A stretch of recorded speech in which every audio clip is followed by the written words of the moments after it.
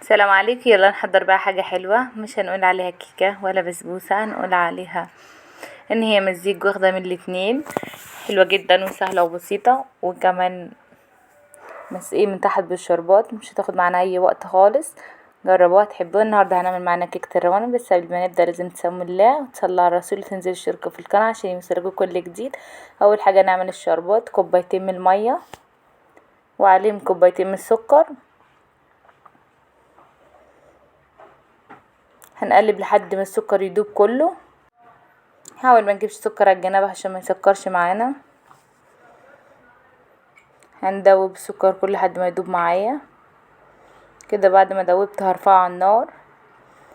اول ما يبدا يغلي هنزل بنص ليمونه واسيبه 5 دقايق. انا مش عايزاه اكتر ولا خفيف ولا تقيل. بعد كده خلص معايا، خد ال5 دقايق، هنزل بشويه من الفانيليا. هنا جبت معايا بوله هنحضر معايا. اول حاجه جبت بيضتين ورشه فانيليا. هقلب ده كله مع بعضه لحد ما البيض يدوب معايا. اول ما دبن هنا جبت كوبايه سكر بودره عشان تسهل معايا وتدوب بسرعه. انا هنا استخدم بيضتين بس عشان مش عايزاها منفوشه قوي، عايزاها اكبر من حجم البسبوسه شويه. اللي حابب تبقى هشه اكتر زي الكيكه ممكن يزود بدل بيضتين يحط 4 بيضات. وهجيب هنا كوبايه من الزبادي البلدي او زبادي شركات عادي برضو. هدوب ده كله مع بعضه لحد ما يدوب. هنا جبت كوبايه من الدقيق وعليهم كوبايه من سميد البسبوسه او دقيق البسبوسه ونص كوبايه جوز هند فرماه ناعم قوي. هنا معايا معلقه صغيره من البيكنج باودر ومعايا نص كوبايه من الزيت، نسيت احطها في الاول، عادي حطيتها بعدين. هبدا اقلب كل ده مع بعض. بصوا القوام ده اللي انا عايزاه عشان كل ما يقعد معايا يتقل معايا اكتر. هو ده القوام المطلوب عشان كل ما يقعد معايا يتقل اكتر. انا جبت هنا صينيه مقاس 26.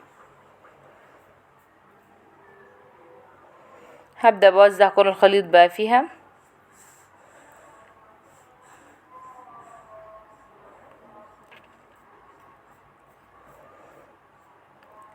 هبدا بقى اخبط الصينيه عشان اطلع كل الهواء اللي فيها والخليط كمان كله يتسوى معايا.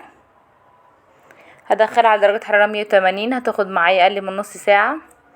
بصوا كده شكلها بعد ما طلع. انا عايزة شكلها ذهبي زي ما قلت لكم. انا حباها يبقى السمك بتاعها اكبر من سمك البسبوسة بشوية.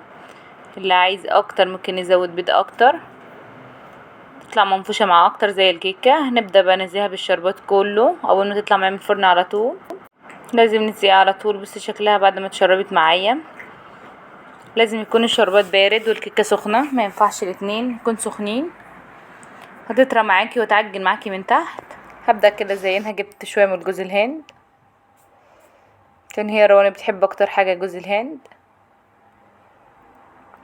كده. بس بعد ما زيناها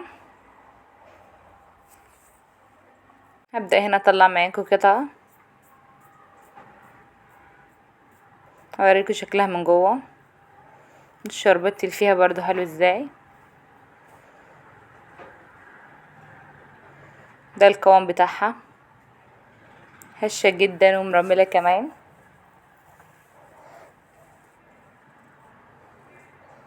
واخدة من الكيكة واخدة من البسبوسة اكتر كمان، وحلوة وناعمة جدا، والشربات من تحت دايب فيها وما خدتش معانا ولا اكتر من 10 دقايق. سهلة جدا وبسيطة ومش مكلفة، مكونات بسيطة جدا. هتعملوها هتحبوها. جربوها وقولولي رأيكم. واتشرفت جدا قدام ضيوفك واطفالك هيحبوها، وكل اللي يجربها منك هيحبها.